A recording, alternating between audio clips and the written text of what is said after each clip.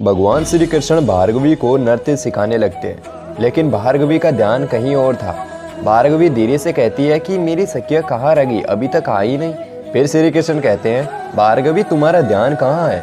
फिर राधा कहती है, तुम अपना ध्यान केंद्रित करो, नृत्य दिखाने आए हो ना, नृत्य दिखाओ, अन्यथा मैं। इतने में भार्गवी कहते हुए उनकी सखियाँ आ जाती है। फिर श्री कृष्ण कहते हैं, ये यहाँ क्या कर रही है?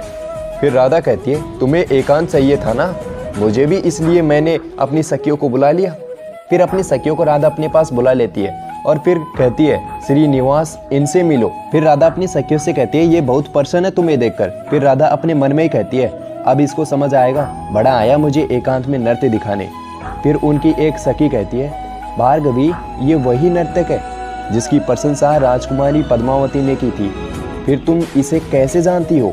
फिर श्री कृष्ण कहते हैं, अरे ये क्या, इसके पिता भी मुझे जानती हैं, वो मुझसे अत्यधिक प्रसन्न है, परंतु तुम्हारी ये सखी है ना, इसे विश्वास ही नहीं है कि मुझे नृत्य आता है, जिसे विश्वास ही नहीं है कि मैं ही वही व्यक्ति हूँ, तो तुम्हारी इस सखी को नृत्य दिखाने यहाँ लाया हूँ। फिर राधा की एक सखी कहती है, वो सब तो ठीक है, एक बात बताओ। फिर श्री कृष्ण कहते हैं, पूछो। फिर सखी कहती है, क्या तुम सचमुच हमारे यहाँ आने से प्रसन्न हुए हो? और अब आगे के एपिसोड देखने के लिए आप हमारे चैनल को जरूर सब्सक्राइब करें।